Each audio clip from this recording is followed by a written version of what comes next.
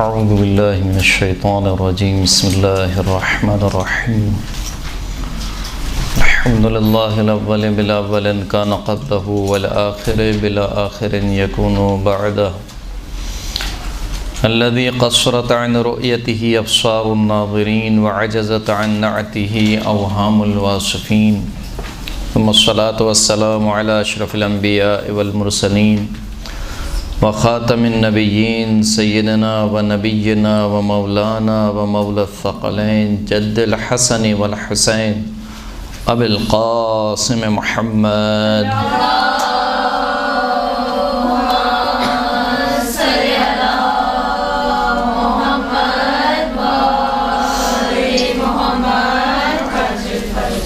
وعلى آله الطيبين الطاهرين المعصومين الذين أذهب الله عنهم الرجس وطهرهم تطهيرا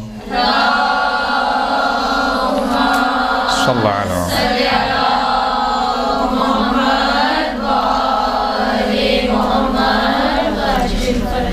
واللعنة الدائمة على أعدائهم أجمعين من يوم ظلمهم إلى قيام يوم الدين أما بعد فقد قال رسول الله صلى الله عليه وآله إن السعيد كل السعيد من أحب عليا في حياته وبعد مماته وإن الشقي كل الشقي من أبغض عليا في حياته وبعد مماته صلاة على محمد وآل محمد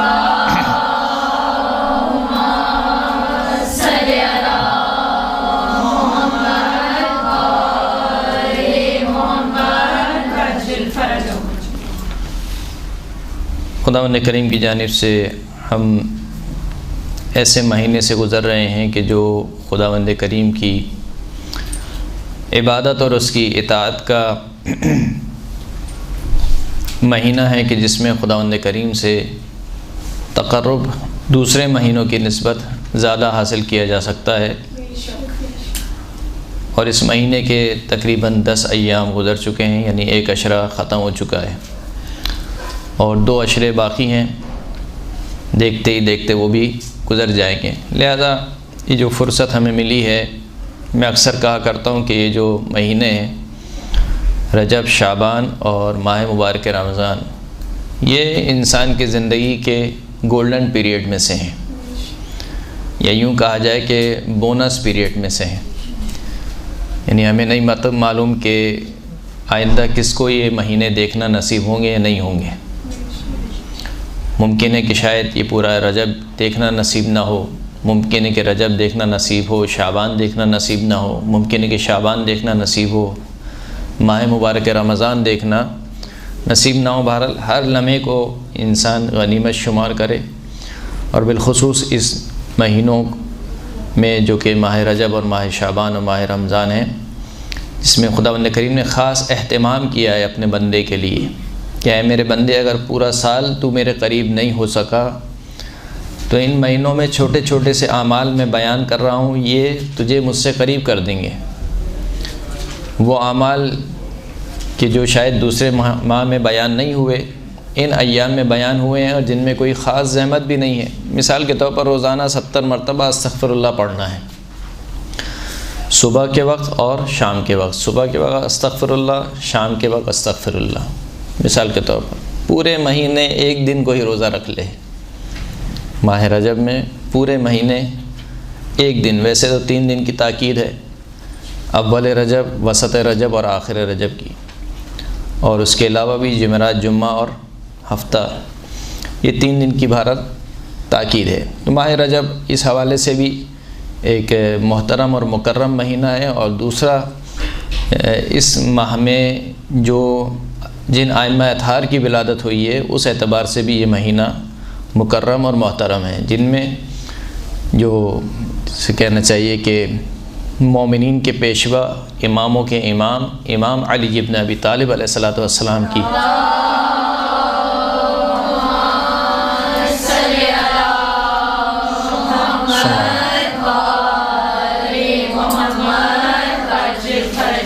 سید الاوصیاء کی ولادت باسعادت 13 رجب کو اس ہستی کی ولادت ہے کہ جس کی ہر ادا کو خدا نے فضیلت قرار دیا، یعنی جس کی ہر ادا ایک فضیلت ہے، جس کا رکوع فضیلت ہے، جس کا قیام فضیلت ہے، جس کا سجود فضیلت ہے، جس کی نماز فضیلت ہے، جس کا روزہ فضیلت ہے، جس کا حج انجام دینا فضیلت ہے، جس کا جہاد فضیلت ہے۔ نہ اس جیسی کسی نے نماز پڑھی، نہ اس جیسا کسی نے روزہ رکھا، نہ اس جیسا کسی نے حج کیا، نہ اس جیسا کسی نے ایثار کیا، نہ اس جیسی کسی نے سخاوت کی۔ یعنی میرے مولا کی ہر ادا ایک فضیلت ہے، یہاں تک کہ مولا کی ولادت بھی فضیلت ہے، مولا کی شہادت بھی فضیلت ہے۔ عموماً ولادت انسان کے اختیار میں نہیں ہوتی، خدا جہاں چاہے اور جیسے چاہے انسان کو اس دنیا میں لے آئے، لیکن جو اہتمام ائمہ اطہار کے لیے، بالخصوص انوار خمسہ کے لیے خداوند کریم نے اہتمام کیا ہے ولادت کا، وہ کسی کے لیے نہیں کیا۔ سیدۃ النساء بی بی فاطمہ الزہرا سلام اللہ علیہا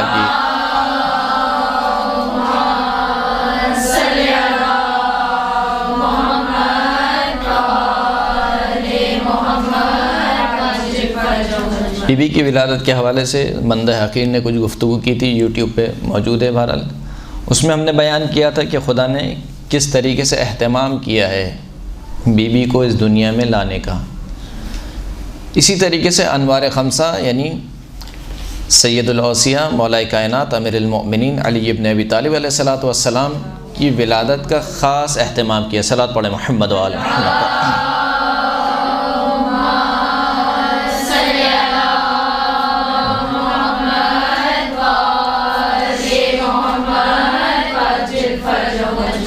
اور اس طریقے سے خداوند کریم نے اہتمام کیا کہ نہ اس سے پہلے کوئی بچہ ایسا پیدا ہوا، نہ اس کے بعد کوئی بچہ ایسا پیدا ہوگا، کیونکہ مولا کائنات کی ولادت جس جگہ پر ہوئی ہے پورے روئی زمین پر سب سے بافضیلت مکان مکہ ہے۔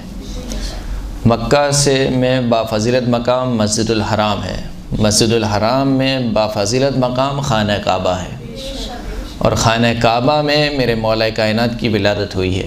اور وہ بھی کس انداز میں ہوئی ہے کہ کوئی یہ نہیں کہہ سکتا کہ یہ تو ایک اتفاق تھا۔ بھائی ولادت تو کہیں بھی ہو سکتی ہے، جیسے آج کل پاکستان میں مثال کے طور پر ٹریفک میں پھنس جاتے ہیں تو روڈوں پہ ولادت ہو جاتی ہے مثال کے طور پر، تو کوئی یہ نہیں کہہ سکتا مولا کائنات کی ولادت کو کہ یہ ایک اتفاق تھا۔ وہ اپنے گھر سے نکل کے وہاں چلے گئی تو ادھر ولادت ہو گئی، وہ گھر پہ نہیں نکلتی تو گھر میں ولادت ہو جاتی، درست ہے۔ لیکن جس طریقے سے مولا کی ولادت ہوئی ہے اس سے معلوم ہوتا ہے کہ یہ کوئی اتفاق نہیں تھا کہ آپ کہیں کہ اتفاقیہ طور پر ولادت ہو گئی، اب آپ اس کو کیا رو رہے ہیں اور پیٹ رہے ہیں، درست ہے۔ تو ہم یہی کہتے ہیں کہ اتفاقیہ طور پر اگر ہو گئی تو یہ اتفاق ایک ہی بار ہوا، وہ بھی علی ابن ابی طالب کے ساتھ ہوا۔ تو یہ اتفاق بار بار کیوں نہیں ہوا؟ مکہ میں کیا فقط ایک ہی بچہ پیدا ہوا تھا؟ اور کتنے سارے بچے تھے جو مکہ میں پیدا ہوئے، اور کتنے سارے افراد تھے جو مکہ میں پیدا ہوئے، تو ان کے ساتھ بھی تو یہ اتفاق ہو سکتا تھا۔ کیا عورتیں نہیں جاتی تھیں خانہ کعبہ کے طواف کے لیے؟ کیا اس وقت کی عورتیں حاملہ نہیں ہوتی تھیں؟ کیا اس وقت کی حاملہ عورتوں کو درد نہیں ہوتا تھا؟ تو وہ بھی جا سکتی تھیں خانہ کعبہ میں، ان کے بچوں کی ولادت بھی ہو سکتی تھی خانہ کعبہ میں۔ تو بہرحال جو اہتمام خداوند کریم نے کیا وہ اہتمام بے مثال اور بے نظیر ہے۔ انوار خمسہ کی ولادت کا جو بھی اہتمام کیا وہ یقیناً بے مثال اور بے نظیر ہے۔ میں نے پچھلی گفتگو میں، پچھلی سمراج یعنی بیوی کی ولادت کی گفتگو میں بھی میں نے یہ بات عرض کی تھی، دوبارہ عرض کر رہا ہوں کہ کوئی بھی انسان جب اس دنیا میں آتا ہے تو اس کے وجود کے 3 مرحلے ہیں۔ ایک مرحلہ وہ ہے جو کہ عالم زر کا مرحلہ ہے، عالم ارواح کا مرحلہ ہے، یعنی ہم یہاں پر آنے سے پہلے کہاں تھے؟ عالم زر اور عالم ارواح میں تھے۔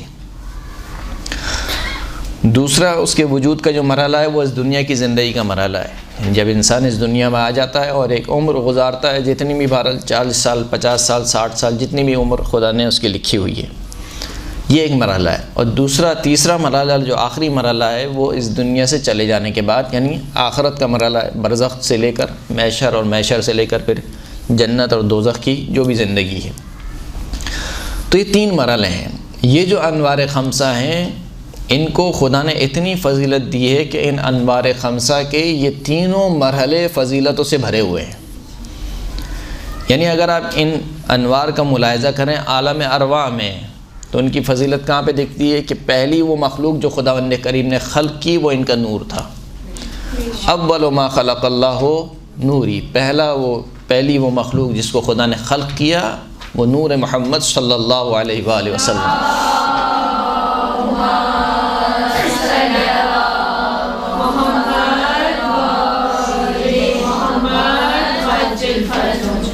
اس نور کو خلق کیا، اور پھر وہ نور جس کے بارے میں خود رسول خدا کا ارشاد ہے کہ انا و علی من نور واحد، میں اور علی ایک ہی نور سے ہیں۔ یعنی یہاں تک کہ حدیث موجود ہیں کہ وہ نور جو کہ مشترکہ نور تھا میرا اور علی کا، وہ اسلاب میں منتقل ہوتا گیا، یہاں تک کہ وہ پہنچا حضرت عبد المطلب تک۔ پھر حضرت عبد المطلب پر آنے کے بعد وہ نور دو حصوں میں تقسیم ہو گیا، ایک حصہ جناب عبداللہ کے پاس چلا گیا، ایک حصہ جناب ابو طالب کے پاس چلا گیا۔ تو اس عالم میں اگر دیکھیں مولا کائنات کی فضیلت کو، تو وہ عالم کہ جہاں پر کوئی مخلوق خلق نہیں ہوئی ہے وہاں پر یہ انوار خمسہ موجود ہیں۔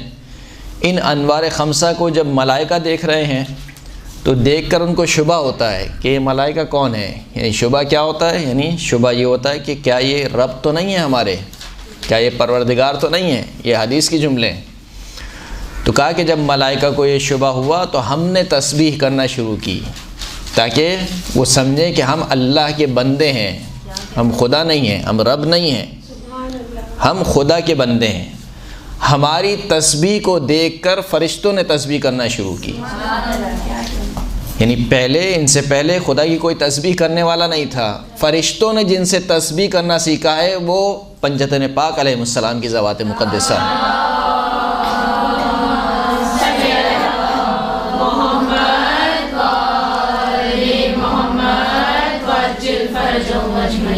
پھر اس کے بعد یہ انوار، ان کا نور ظاہر ہوا فرشتوں کے لیے۔ وہ پوری روایت تفصیل کے ساتھ موجود ہے، بیان نہیں کرنا چاہتا ہوں، بہرحال متعدد روایات موجود ہیں کہ انوار خمسہ کا نور ظاہر ہوا فرشتوں کے لیے۔ پھر اسی نور سے سورج خلق ہوا، اسی ایک نور سے سورج خلق ہوا، ایک نور سے چاند خلق ہوا، ایک نور سے زمین خلق ہوئی، ایک نور سے عرش کو خلق کیا خداوند کریم نے، یہاں تک کہ پوری کائنات تاریک ہو گئی، اتنی تاریک ہو گئی کہ فرشتوں پر وحشت چھا گئی، اور وہ کہنے لگے کہ پروردگار یہ کیسی وحشت ہے۔ تو پھر خداوند کریم نے نور فاطمہ کو خلق کیا۔ اللہم صلی علی محمد۔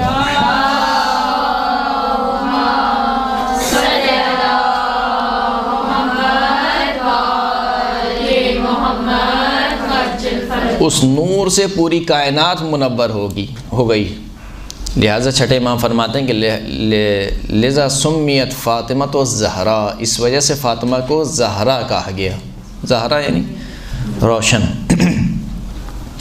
تو یہ ان ہستیوں کا عالم ہے کہاں پر؟ عالم ذر میں، عالم ارواح میں۔ پھر اس کے بعد جب یہ ہستیاں دنیا میں آئیں تو آپ فضائل سنتے رہتے ہیں، وہ ہم انشاءاللہ بیان بھی کریں گے۔ پھر اس کے بعد جب دوسرا عالم آئے گا یعنی عالم محشر میں، یعنی کیا فضیلت ہے کہ انسان سوچتا ہے اور سوچتا ہی رہ جاتا ہے کہ یہ ہستیاں کون ہیں، کہ جہاں پر عالم محشر جمع ہے۔ عالم محشر جمع کا مطلب کیا ہے؟ یعنی اول آدم سے لے کر اور آخر تک جتنے افراد ہیں سب کے سب جمع ہیں۔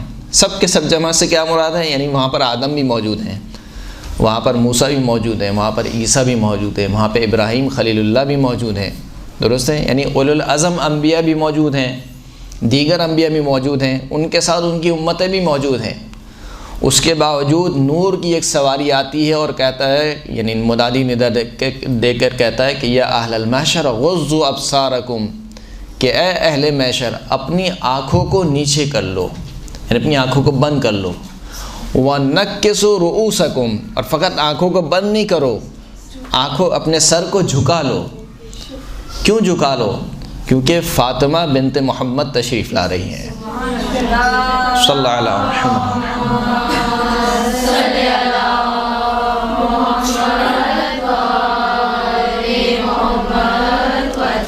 کہ جن کے آگے آگے مولا کائنات ہیں، جن کے ایک جانب امام حسین علیہ السلام ہیں، ایک جانب امام حسن مجتبیٰ علیہ السلام ہیں، یہ سواری اس انداز میں آ رہی ہے اہل محشر میں پھر خود مولا کائنات کے جن کو ساقی کوثر کہا گیا، کبھی صاحب لوائے حمد کہا گیا، کہیں پر یہ حدیث شیعہ سنی دونوں کتابوں میں نقل کی گئی کہ لا یجوز علی الصراط الا من کان معه براءۃ من ولایت علی بن ابی طالب، کہ پل صراط سے کوئی شخص نہیں گزر سکتا مگر یہ کہ وہی شخص کہ جس کے پاس مولا کائنات کی ولایت کا پروانہ ہو، جس کے پاس جواز ہو۔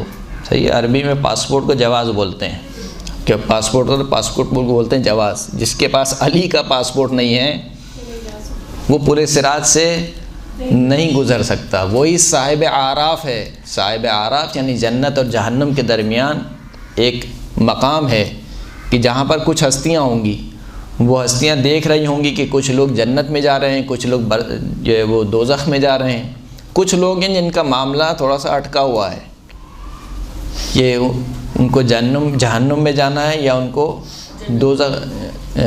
جنت میں جانا ہے۔ تو پھر قرآن کی آیت کیا کہتی ہے؟ یعرفہم بسیماہم، یہ جو صاحب اعراف لوگ ہوں گے وہ ان کی پیشانیوں سے ان کو پہچان لیں گے، یعنی پہچان لیں گے کہ کون ہمارا چاہنے والا ہے، کون ہمارا چاہنے والا نہیں ہے۔ پھر ان کی شفاعت سے وہ لوگ جنت میں جائیں گے۔ تو وہ مولا کائنات جو ساقی کوثر ہے، وہ مولا کائنات کہ جس کے ولایت کے بغیر کوئی پل صراط سے نہیں گزر سکتا، وہ مولا کائنات جو صاحب اعراف ہیں۔ یعنی انسان کس کس فضیلت کو بیان کرے، بس اوقات انسان کی حیران رہ جاتی ہے کہ ایک شخص کی اتنی فضیلتیں ہیں کہ اگر انسان فقط ایک کو بیان کرنا شروع کرے تو شاید دوسرے کی نوبت نہ آئے۔ ایک صلوات پڑھیں محمد و آل محمد۔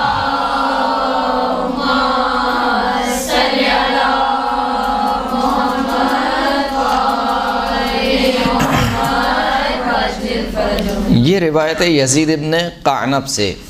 یزید ابن قعنب کہتا ہے کہ میں عباس ابن عبد المطلب کے ساتھ بیٹھا ہوا تھا خانہ کعبہ کے بالکل سامنے، کہ اتنے میں ہم نے دیکھا کہ فاطمہ بنت اسد یعنی مولا کائنات کی والدہ گرامی وہ تشریف لائیں، جبکہ وہ حاملہ تھیں اور ان کو ولادت کا درد ہو رہا تھا۔ انہوں نے خانہ کعبہ کے پاس آ کر یہ جملے کہے۔ کیا جملے کہے؟ یا ربی انی مؤمنۃ بک، اے میرے پروردگار میں تجھ پر ایمان لائی، وَبِمَا جَاءَ مِنْ عِنْدِكَ مِنْ رُسُلِكَ، اور تیرے پاس سے جتنے بھی تیرے رسول جو کچھ لے کر آئی ان سب پر میں ایمان لائی، وَكُتُبٍ، اور جتنی کتابیں تو نے نازل کی ان تمام کتابوں پر میں ایمان لائی، وَإِنِّي مُصَدِّقَةٌ بِكَلَامِ جَدِّ إِبْرَاهِيمَ الْخَلِيلِ الَّذِي بَنَى هَذَا الْبَيْتَ الْعَتِيقَ، اور میں تصدیق کرنے والی ہوں اپنی جد کے کلام۔ میرے جد کون ہیں؟ حضرت ابراہیم خلیل اللہ، ان کے کلام کو، ان کے کلام کی تصدیق کرنے والی ہوں، یعنی جو کچھ انہوں نے کہا وہ سچ کہا، وہ جھوٹ نہیں تھا۔ حضرت ابراہیم کون ہیں؟ کہ جنہوں نے اس خانہ کعبہ کو بنایا۔ اب یہ جو جملے ہیں، یہ جملے، ان جملوں سے کیا اندازہ ہوتا ہے کہ بی بی فاطمہ بنت اسد اس وقت یعنی زمانہ جاہلیت میں کیا تھیں؟ مومنہ تھیں، مومنہ تھیں، مسلمان تھیں، یعنی اللہ کی وحدانیت کی قائل تھیں اور اللہ کے خالص دین پر، یعنی دین حنیف جس کو خداوند کریم نے قرار دیا، اس دین حنیف پر قائم تھیں۔ اور کہیں تاریخ میں یہ نہیں ملتا کہ کہیں خدا نخواستہ بی بی فاطمہ بنت اسد نے اس دین کو چھوڑ کر کوئی دوسرا دین اختیار کیا ہو۔ اب شادی ہو چکی ہے، یعنی ظاہر سی بات ہے ولادت ہو رہی ہے تو جناب ابو طالب سے شادی ہو چکی ہے، اسی دین پر قائم ہے، یہاں تک کہ بی بی کی وفات اسی دین پر ہوتی ہے۔ اور جب بی بی کی وفات ہوتی ہے تو رسول خدا خود قبر میں داخل ہوتے ہیں، اپنے پیراہن میں بی بی فاطمہ بنت اسد کو کفن دیتے ہیں اور پھر جملہ کہتے ہیں کہ یا امی بعد امی، اے میری ماں کے بعد میری ماں، کیونکہ رسول خدا یتیم تھے۔ رسول خدا کو کی جس نے تربیت کی ہے وہ دو ہستیاں ہیں، ایک جناب ابو طالب علیہ السلام ہیں اور ایک فاطمہ بنت اسد۔ تو فاطمہ بنت اسد نے کیسی تربیت کی ہوگی کہ رسول اللہ ان کو ماں کا درجہ کے دے رہے ہیں کہ اے یا امی بعد امی، اے میری ماں کے بعد میری ماں۔ تو فاطمہ بنت اسد آخری وقت تک اسی اسلام پر، اسی دین حنیف پر قائم رہیں اور جناب ابو طالب آخری وقت تک جناب فاطمہ بنت اسد کے شوہر رہے۔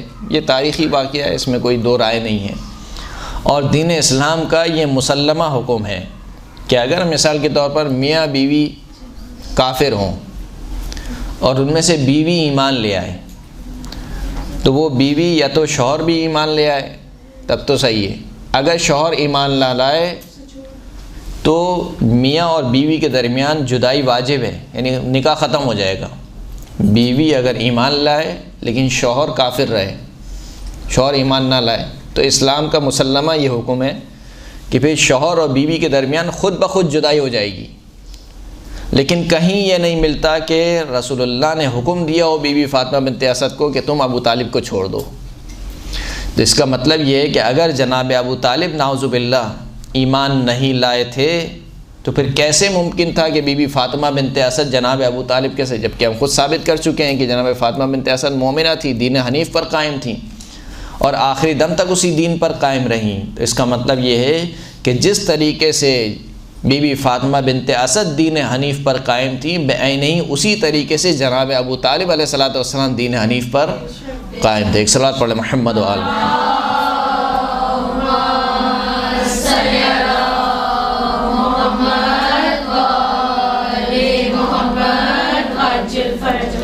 اب اس کے بعد بی بی فاطمہ کہتی ہیں کہ فَبِحَقِّ الَّذِي بَنَى هَذَا الْبَيْتِ وَبِحَقِّ الْمَوْلُودِ الَّذِي فِي بَطْنِي إِلَّا مَا يَسَّرْتَ عَلَيَّ وِلَادَتِي، خدایا تجھے واسطہ دیتی ہوں اس ہستی کا کہ جس نے اس گھر کو بنایا، یعنی کس نے بنایا؟ جناب ابراہیم و جناب اسماعیل نے۔ جناب ابراہیم و جناب اسماعیل کا واسطہ دیتی ہوں، وَبِحَقِّ الْمَوْلُودِ الَّذِي فِي بَطْنِي، اور وہ بچہ جو میرے شکم میں ہے تجھے میں اس کا واسطہ دیتی ہوں۔ فاطمہ بنت اسد خود اپنے بچے کا واسطہ دے رہی ہیں، یعنی وہ علی جو شکم مادر میں مشکل کشا ہے اور اپنی ماں کی مشکل کشائی کر رہا ہے۔ اِلَّا يَسَّرْتَ عَلَيَّ وِلَادَتِي، مگر یہ کہ تم میری ولادت کو آسان فرما دے۔ راوی کہتا ہے کہ ہم نے یہ دیکھا، یہ جملے ختم ہوئے، اس کے بعد دیوار کعبہ شق ہوئی پشت کعبہ سے، یعنی رکن یمانی سے، پشت کعبہ سے دیوار شق ہوئی، بی بی فاطمہ بنت اسد خانہ کعبہ میں داخل ہوئیں، اور پھر کہتا ہے کہ وہ دیوار اسی طریقے سے جڑ گئی جس طریقے سے پہلے تھی۔ تو اگر یہ محض اتفاق ہوتا تو بی بی فاطمہ کو در سے جانا چاہیے تھا، دروازے سے جانا چاہیے تھا۔ یہ دیوار کا ٹوٹنا اور پھر دیوار کا دوبارہ اسی طریقے سے مل جانا یہ کوئی اتفاق نہیں ہے کہ آپ کہیں کہ فقط ایک اتفاق تھا۔ تو کہا کہ بی بی اندر داخل ہو گئیں، دیوار دوبارہ اسی طریقے سے مل گئی۔ پھر اس کے بعد کہتا ہے کہ ہم نے بہت چاہا کہ ہم تالے کو کھولیں لیکن ہم سے وہ تالا نہیں کھلا، یہاں تک کہ بی بی 3 دن تک اسی خانہ کعبہ میں رہیں۔ چوتھے دن کہتا ہے کہ بی بی چوتھے دن خانہ کعبہ سے باہر تشریف لائی اور ان کے ہاتھوں میں مولا کائنات امیر المؤمنین علی ابن ابی طالب علیہ السلام تھا۔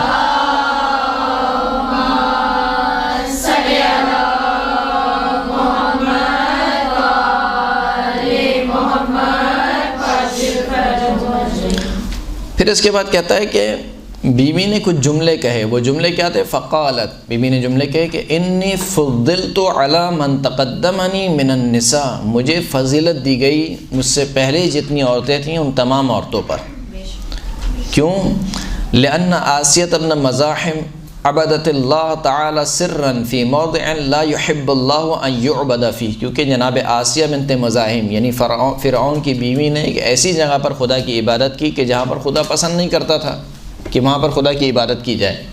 اب بہرحال وہ جگہ کون سی بھی جو بھی تھی جگہ، کیونکہ جناب آسیہ بنت مزاحم فرعون کی بیوی تھیں، بہرحال تقیتاً ان کو وہاں پر عبادت کرنی پڑی، لیکن اس جگہ کے بارے میں خداوند کریم پسند نہیں فرماتا تھا کہ وہاں پر خدا کی عبادت کی جائے، الا اضطرارا، مگر یہ کہ مجبوری کی حالت میں۔ وَإِنَّ مَرْيَمْ بنت عمران حزت النخلہ الیابسہ بیدہا حتی اکلت منہا رطبا جنیہ، اور جناب مریم بنت عمران جناب عیسیٰ کی والدہ گرامی فرمایا کہ خداوند کریم نے ایک تو جناب مریم کو کہا کہ چھوڑ جاؤ یعنی مقدس مقام کو چھوڑ جاؤ، ولادت کا وقت قریب آ چکا ہے، لہٰذا اس مقدس مقام کو چھوڑ جاؤ۔ تو ایک تو یہ فرق ہے کہ جناب مریم کو کہا کہ تم مقدس مقام کو چھوڑ جاؤ، علی ابن ابی طالب کے لیے کہا کہ مقدس مقام کی طرف آؤ۔ دوسرا فرق یہ کہ جناب مریم کے لیے کہا کہ قرآن مجید کی آیت بھی ہے کہ اے مریم یہ جو سوکھا ہوا درخت ہے کھجور کا، اس کو ہلائیے، تو اس میں سے تازہ کھجوریں آپ پر گریں گی، وہ کھجوریں آپ تناول فرمائیے۔ تو جناب مریم کو خداوند کریم نے زحمت دی، اس کے باوجود جناب مریم کے لیے جو کھانا تھا وہ یہی دنیا کا کھانا تھا، یعنی جو غذا تھی وہ یہی دنیا کی غذا تھی۔ لیکن فرماتی ہیں کہ وَإِنِّي دَخَلْتُ بَيْتَ اللَّهِ الْحَرَامِ، میں خداوند کریم کے گھر میں داخل ہوئی، وَأَكَلْتُ مِنْ ثِمَارِ الْجَنَّةِ، لیکن میری جو غذا تھی وہ دنیا کی غذا نہیں تھی بلکہ جنت کے پھل میں نے کھائے، وَأَرْزَاقِهَا، اور جنت کا رزق میں نے کھایا۔ فَلَمَّا أَرَدْتُ أَنْ أَخْرُجَ، جب میں نے ارادہ کیا کہ میں اس خانہ کعبہ سے باہر نکلوں تو حتف بی حاتفون، ایک ندا دینے والے نے مجھے ندا دی کہ یا فاطمہ سمیہ علیہ، اے فاطمہ اس کا نام علی رکھو۔ اس روایت میں کچھ نکات ہیں جو میں بہرحال پچھلی گفتگو میں بیان کر چکا ہوں بی بی کی ولادت کے حوالے سے، ان کو دوبارہ شاید یہاں پہ دہرانا مناسب نہیں ہوگا۔ بہرحال اب یہ دیکھیے کہ یعنی ولادت کا اہتمام ہو رہا ہے، اور کس طریقے سے اہتمام ہو رہا ہے کہ بی بی فاطمہ بنت اسد، ظاہر سی بات ہے انسان بچہ جب اس دنیا میں آتا ہے تو بچے کی غذا ماں کا دودھ ہوتی ہے، اور جو ماں کا دودھ ہے وہ اس کی غذا سے بنتا ہے، یعنی جو وہ غذا کھاتی ہے اس سے اس کا دودھ بنتا ہے۔ تو علی کے لیے خدا نے کیا اہتمام کیا کہ بی بی فاطمہ بنت اسد کو دنیا کی غذا نہیں کھلائی، جنت کی غذا کھلائی۔ اور پھر اس کے بعد خداوند کریم نے کہا کہ اس بچے کا نام علی رکھنا۔ ایک ہاتف غیبی نے آواز دی کہ اس بچے کا نام علی رکھنا، کیوں؟ فَهُوَ عَلِيٌّ، کیونکہ یہ علی ہے، واللہ العلی الاعلی، اور خداوند کریم علی الاعلی ہے، سب سے بلند اور بالا ہے۔ اور وہ خداوند کریم کہتا ہے کہ قد شققت اسمہ من اسمی، میں نے اس بچے کا نام اپنے نام سے نکالا ہے، اس بچے کا نام اپنے نام سے نکالا ہے۔ وَأَدَّبْتُهُ بِآدَابِهِ، اور میں نے اس بچے کی تربیت اپنے آداب کے ذریعے سے کی ہے۔ اب یہ ایک جملہ اس قابل ہے کہ اس کو کھول کے تھوڑا سا بیان کیا جائے۔ اگر آپ لوگ خستے نہیں ہیں تو ایک مرتبہ صلاۃ پڑھیں محمد وعلی محمد۔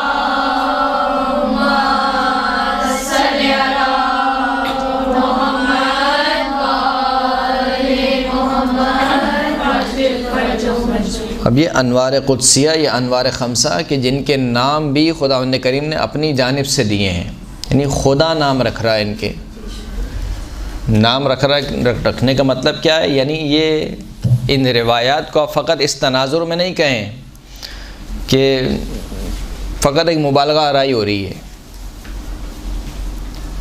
بس اوقات جب ہم مثال کے طور پر اپنے خاندان کے فضائل بیان کرتے ہیں تو کیا وہ تو ایسے تھے اور وہ ایسے تھے اور وہ فلاں تھے، اور یہ اس میں کوئی مبالغہ آرائی نہیں ہے، اس میں ایک حقیقت بیان ہو رہی ہے۔ وہ حقیقت کیا ہے؟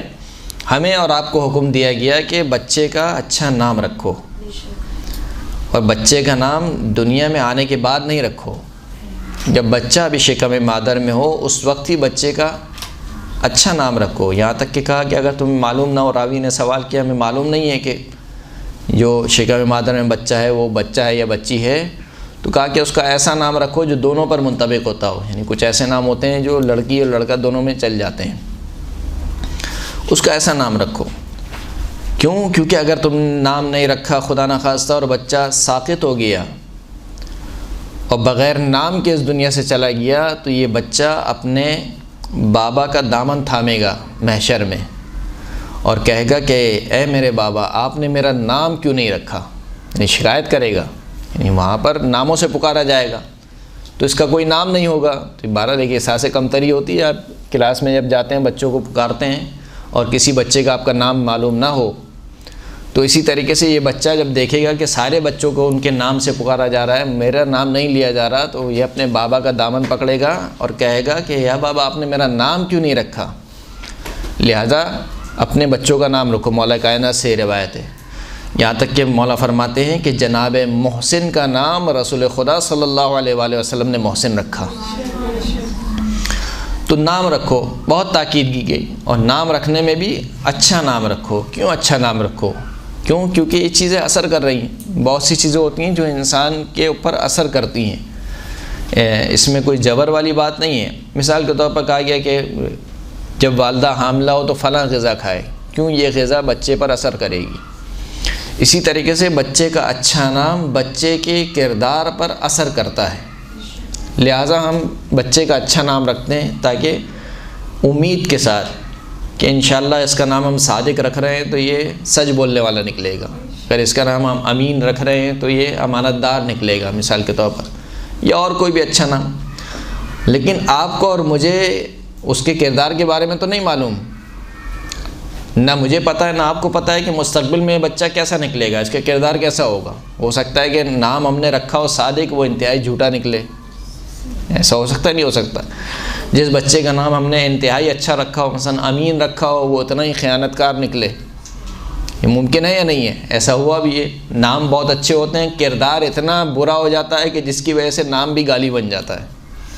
درست ہے؟ آپ کے سامنے کی مثال ہے یزید، اس لفظ کے نام کے معنی بہت اچھے ہیں، نام کے معنی اگر آپ دیکھیں بہت اچھے ہیں، لیکن آپ کسی سے کوئی کہہ دے یزید تو آپ کہیں گے وہ گالی دے رہے ہو، کیوں؟ کردار اتنا برا تھا کہ جس کی وجہ سے نام کیا بن گیا؟ گالی بن گیا۔ تو بہرحال ہمیں کردار کے بارے میں نہیں معلوم ہے کہ یہ بچہ مستقبل میں کیا بنے گا، لیکن بہرحال ہم امید پر نام رکھتے ہیں کہ انشاءاللہ اس کا کردار اچھا ہوگا تو ہم اس کا نام جو ہے وہ اچھا نام رکھتے ہیں۔ لیکن جب نام وہ ہستی رکھے جو عالم الغیب و شہادہ ہو، یعنی جب خداوند کریم کسی کا نام رکھ رہا ہے، وہ خدا جو اس بچے کے مستقبل سے بھی واقف ہے، حال سے بھی واقف ہے، ماضی سے بھی واقف ہے، جس کو معلوم ہے کہ بچہ کیسا نکلے گا، وہ جب کسی بچے کا نام علی رکھے تو اس کا کردار یقیناً اتنا بلند ہوگا کہ اس کو علی کہا جائے گا۔ لہٰذا یہ جو نام رکھے گئے ہیں خداوند کریم کی جانب سے، یہ ان میں خود ایک فضیلت چھپی ہوئی ہے اہل بیت اطہار کی۔ اہل بیت اطہار کے علاوہ دیگر کسی ہستیوں کے نام اس جگہ سے نہیں آئے ہیں، اس عالم سے نہیں آئے ہیں۔ تو کہا کہ اس کا نام علی رکھو، اس کا نام میں نے اپنے نام سے نکالا ہے، اس کی تربیت میں نے خود کی ہے۔ پھر اس کے بعد کا جملہ کیا ہے؟ وَأَوْقَفْتُهُ عَلَى غَامِضِ عِلْمِي، میں نے علمی غموز یعنی علمی پیچیدگیوں کو اس کو سکھایا ہے، یعنی میں نے اس کو فقط علم نہیں دیا، خداوند کریم کہہ رہا ہے کہ میں نے اس بچے کو فقط علم نہیں دیا بلکہ علم کی پیچیدگیاں، علم کے دقیق مسائل میں نے اس بچے کو سکھائے ہیں۔ کس بچے کو سکھائے ہیں؟ علی ابن ابی طالب کو۔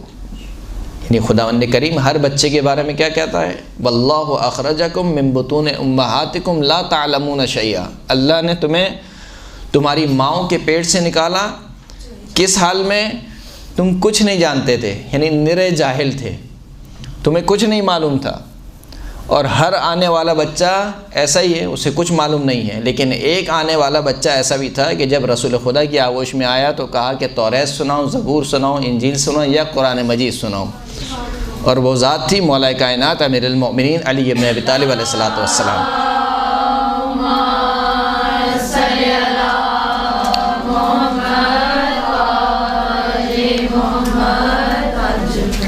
هو الذی یکسر الاصنام فی بیتی، یہی وہ ہے جو میرے گھر میں میرے بتوں یعنی بتوں کو توڑے گا۔ وہو الذی یؤذن علی ظہر بیتی، یہی وہ ہستی ہے، یعنی یہ بچہ وہ ہے کہ جو خانہ کعبہ کی چھت پر اذان دے گا، وہ یقدسنی، میری تقدیس کرے گا، وہ یمجدنی، میری تمجید کرے گا، فطوبی لمن احبہ، پس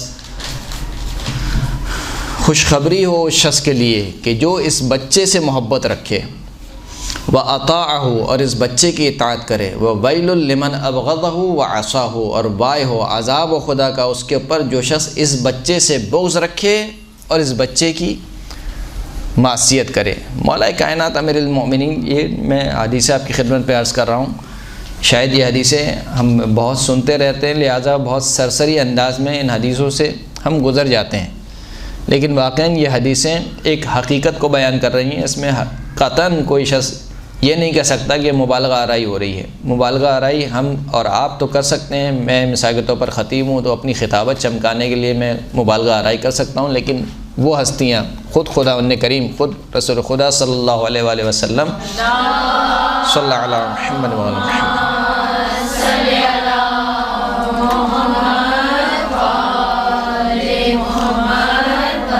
ان کے بارے میں کوئی شخص یہ نہیں کہہ سکتا کہ یہ نعوذ باللہ مبالغہ آرائی کر رہے ہیں، یا نعوذ باللہ علی کی محبت میں بہک گئے ہیں، یا بیٹی کی محبت میں نعوذ باللہ بہک گئے ہیں۔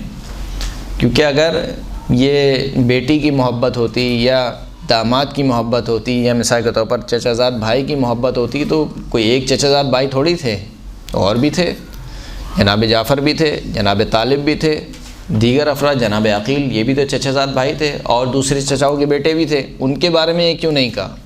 اگر قرابت داری کا ہی خیال رکھنا تھا۔ اسی طریقے سے بیوی فاطمہ کے بارے میں اگر کہا کہ بیٹی کی محبت میں کہہ گئے، تو اور بھی بیٹیاں تھیں مسلمانوں کے مطابق، 3 اور بیٹیاں تھیں، ان کے متعلق یہ سارے القابات اور یہ ساری احادیث بیان کیوں نہیں ہوئی؟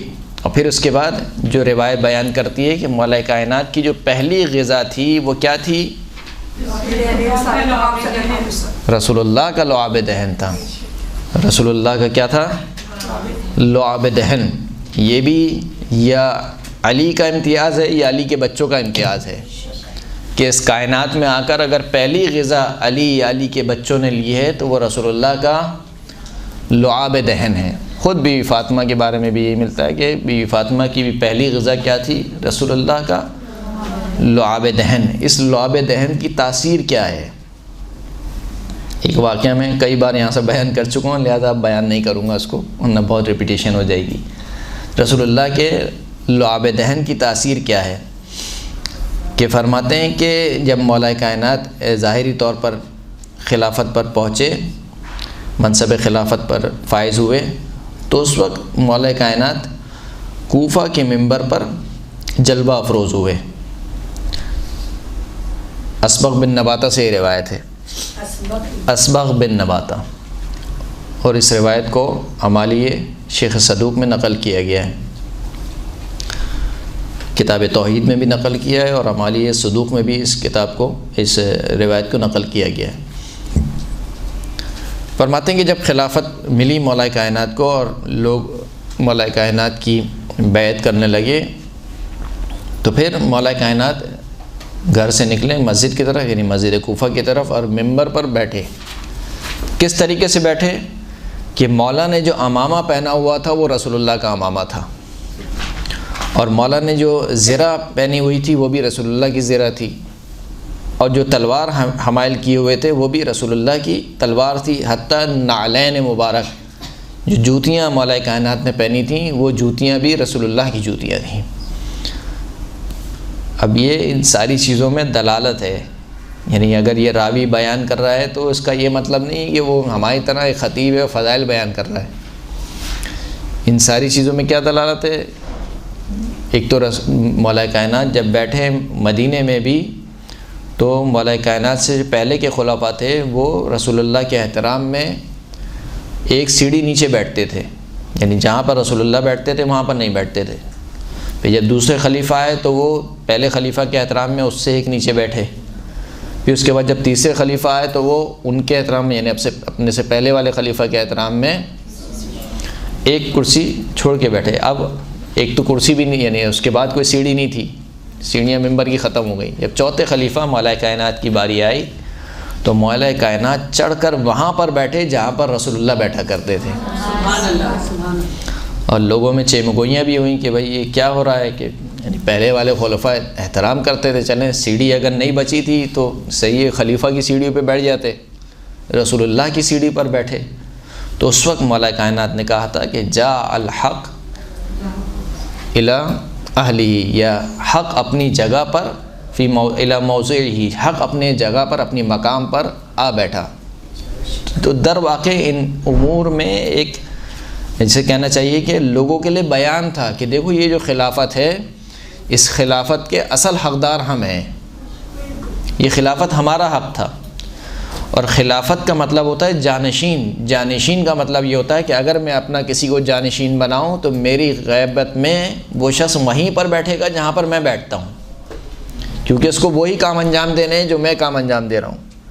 لہٰذا خلیفہ جانشین وہیں بیٹھے گا کہ جہاں پر رسول اللہ بیٹھا کرتے تھے، اور رسول اللہ کا جو حقیقی جانشین ہوگا وہ رسول اللہ کی جگہ پر ہی بیٹھے گا. تو اس لیے مولا کائنات نے یہ تمام کام انجام دیے کہ امامہ پہنا رسول خدا کا امامہ، زرہ پہنی رسول اللہ کی زرہ، حتیٰ کہ نالین مبارک جو پہنی وہ بھی رسول اللہ کی جوتیاں تھیں. یہی کام بی بی فاطمہ نے کیا کہ روایت کہتی ہے کہ جب بی بی فاطمہ گئی ہیں دربار میں یا مدینہ میں تو بی بی فاطمہ کا چلنا ذرہ برابر بھی رسول اللہ کے چلنے سے کم نہیں تھا، یعنی اسی انداز میں چلی ہیں جس انداز میں رسول اللہ چلے ہیں. تو ایک کہہ سکتا ہے کوئی اتفاق ہے مثال کے طور پر، بھائی اتفاق ہے تو ہر ایک کے لیے ہونا چاہیے نا، یعنی ایک بیٹی کے لیے کیوں ہے، پھر 3 اور بیٹیوں کے لیے کیوں نہیں ہے، وہ بھی تو رسول اللہ کی بیٹیاں ہیں. تو یہ جو چل رہی ہیں اور راوی اس کو نقل کر رہا ہے. اگر کوئی معمولی کام ہوتا تو راوی نقل نہیں کرتا. یقیناً راوی کی نگاہ میں یہ غیر معمولی کام ہے جس کو نقل کر رہا ہے. یعنی ابھی میں درس دے رہا ہوں مثال کے طور پر، خدا نخواستہ ابھی اگر میرا امامہ گر جائے مثال کے طور پر، یا درس دیتے دیتے کرسی ٹوٹ جائے یا میز ٹوٹ جائے، تو آپ بیان کریں گے نا جا کے کہ ہم درس میں گئے تھے اور مثال کے طور پر مولانا کا امامہ گر گیا یا مولانا گر گئے. کیوں گر گئے؟ کیونکہ غیر معمولی کام ہوا ہے. یہ جا کر آپ بیان کریں گی. لیکن یہ جا کر کبھی بھی بیان نہیں کریں گی کہ میں درس سننے گئے تھے اور درس میں مولانا نے پانی پیا. کہ پانی پیا اس میں کون سی مثال کے طور پر قیامت آ گئی؟ یعنی معمول کا کام ہے، روٹین کا کام ہے. تو جو روٹین کا کام ہوتا ہے وہ بیان نہیں کیا جاتا. جو روٹین سے ہٹ کر تھوڑا کام ہوتا ہے وہ بیان کیا جاتا ہے. تو اس کا مطلب یہ ہے کہ راوی سمجھ رہا تھا کہ یہ کام جو ہے وہ غیر معمولی کام ہے. بہرحال یہ ٹائم ہو گیا ہے ہمارا، ختم ہو گیا ہے 5-6 منٹس. ہاں. تو مولا کائنات ممبر پر بیٹھے اور ممبر پر بیٹھ کر لوگوں کو مخاطب کیا. فرمایا کہ یا معاشر الناس سلونی قبل ان تفقدونی، اے لوگوں مجھ سے پوچھو قبل اس کے کہ مجھے کھو دو. درست ہے. ھذا صفۃ العلم، اپنی طرف اشارہ کیا اور کہا کہ یہ علم کا خزانہ ہے. وَھذا لعاب رسول اللہ صلی اللہ علیہ وآلہ وسلم، جس نقطے کی طرف میں لانا چاہ رہا تھا، لعاب رسول کی تاثیر کی طرف میں آپ کو لانا چاہ رہا تھا کہ رسول اللہ کے لعاب دہن کی تاثیر کیا ہے. لوگ مسلمان نقل کرتے ہیں واقعات بہرحال کہ معجزات میں سے بھی ہے رسول اللہ کے کہ رسول اللہ نے اپنا لعاب دہن ڈالا اس کنویں میں تو وہ کنواں جو کہ خشک تھا اس سے پانی نکلنے لگا، یا وہ کنواں کہ جس کا پانی کھارا تھا وہ میٹھا ہو گیا. بہرحال یہ تاثیر بیان کرتے ہیں، لیکن وہ تاثیر جو اصل تاثیر آئی ہے جن افراد میں آئی ہے اس تاثیر کو بیان نہیں کرتے ہیں. وہ تاثیر کیا ہے کہ ھذا لعاب رسول اللہ، یعنی یہ علم جو میرے اندر تم دیکھ رہے ہو جو کچھ بھی ہے وہ کیا ہے؟ یہ رسول اللہ کا لعاب دہن ہے. یعنی وہ پہلی غذا جو رسول اللہ نے مجھے کھلائی تھی یہ اس کی تاثیر ہے.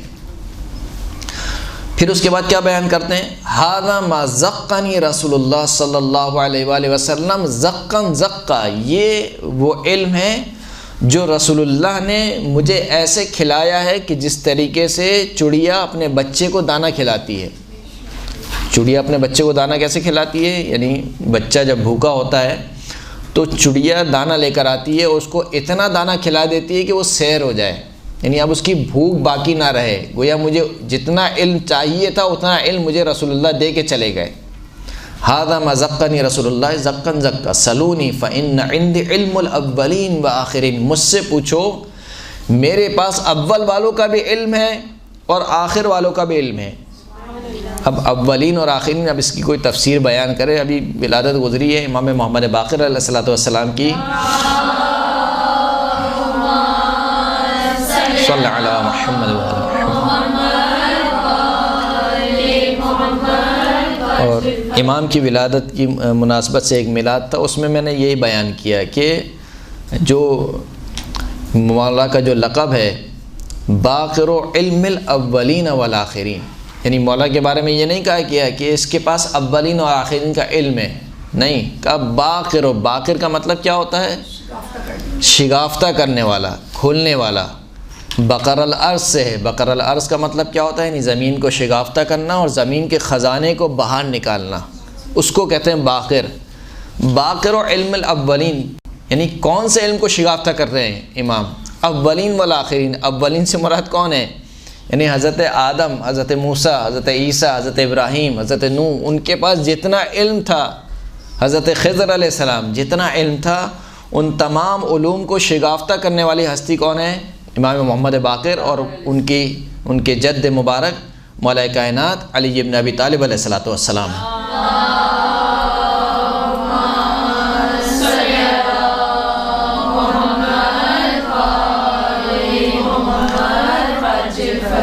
یہ کہہ کر پھر مولا نے ارشاد فرمایا کہ اما واللہ لو ثنیت لی وسادۃ فجلست علیہا لافتیت اہل التورات بتوراتہم حتی تنطق التورات فتقول صدق علی ما کذب۔ خدا کی قسم اگر میرے لیے مسند بچھا دی جائے اور میں مسند پر بیٹھوں تو اہل تورات کے درمیان وہی فتویٰ دوں گا، یہاں تک کہ خود تورات کہہ اٹھے گی کہ علی نے سچ کہا، علی نے جھوٹ نہیں کہا۔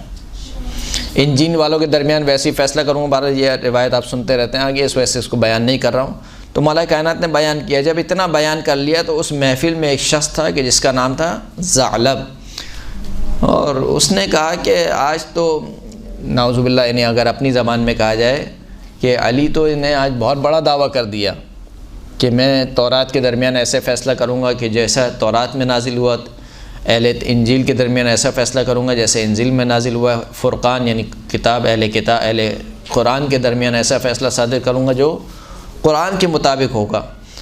تو کہا کہ علی نے آج جو ہے وہ بہت بڑا دعویٰ کیا ہے۔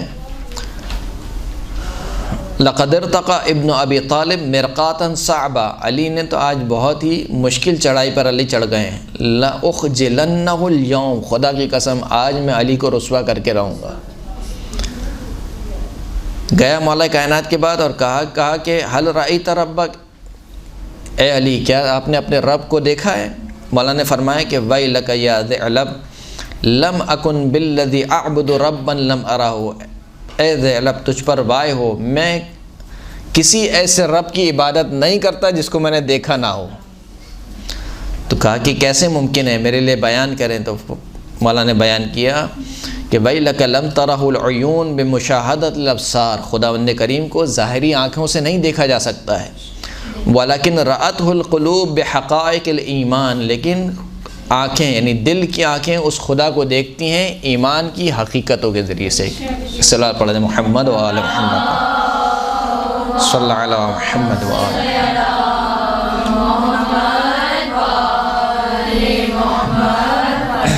یہ مولا کائنات کی ولادت بسعادت جو یقیناً اسے کہنا چاہیے کہ فضیلت ہے، اور فقط فضیلت نہیں ہے، انشاءاللہ آگے والے آئندہ درس میں بیان کروں گا کہ یہاں پر فضیلت سے کیا مراد ہے۔ لیکن بہرحال جیسے کہ میں نے اول درس میں عرض کیا تھا آپ کی خدمت میں کہ مولا کائنات کی ہر ادا فضیلت ہے، یعنی جس طریقے سے مولا کائنات نے زندگی گزاری ہے اس زندگی کا ہر پہلو آپ کو فضیلت سے بھرا ہوا نظر آتا ہے، یعنی کوئی ایسا پہلو نہیں ہے کہ جہاں پر آپ نقص کر سکیں یا عیب نکال سکیں۔ بہرحال ایسا نہیں ہے کہ عیب نکالنے کی کوشش نہیں کی، لوگوں نے عیب نکالنے کی کوشش بھی کی، جن میں سر فہرست کیا ہے؟ بریدہ اسلمی کی روایت ہے، بریدہ اسلمی کہ جن کو رسول خدا نے بھیجا تھا یمن کی طرف، اور ایک پر 2 لشکر تیار کیے، ایک پر امیر بنایا خالد بن ولید کو، ایک پر امیر بنایا مولا کائنات کو، کہا کہ اگر تم دونوں الگ الگ ہو تو تمہارے 2 امیر ہیں، اور اگر تم دونوں مل جاؤ فعلی امیرکم، تو علی تمہارا سردار ہے۔ بہرحال وہ جنگ ہو گئی، جنگ جیت لی، اور پھر اس کے بعد مال غنیمت میں ایک کنیز ہاتھ لگی، اس کنیز کو مولا کائنات نے اپنے آپ سے مخصوص کر لیا۔ یہ بات جو ہے وہ خالد کو بڑی بری لگی، اور اس نے بریدہ سے کہا کہ جب ہم مدینے میں جائیں گے تو شکایت کریں گے رسول خدا سے کہ یہ کیا کام کیا علی نے، یہ کنیز کو اپنے لیے رکھ لیا، پہلے مال غنیمت تھا تو پہلے اب آ جاتے سارا مال، پھر اس کے بعد آپ جس کو دے دیتے۔ بہرحال بریدہ نے کہا کہ ہاں صحیح ہے۔ چلے گئے پھر مدینے میں جب آئے تو بریدہ حاضر ہوئے رسول خدا کے پاس اور کہا کہ شکایت کرنی ہے. کہا کہ کیا شکایت ہے؟ کہا یہ مسئلہ ہے. تو خود بریدہ کہتے ہیں کہ میں نے دیکھا کہ رسول خدا نے میری طرف ایسے دیکھا کہ جیسے کوئی غضبناک شخص دیکھتا ہے.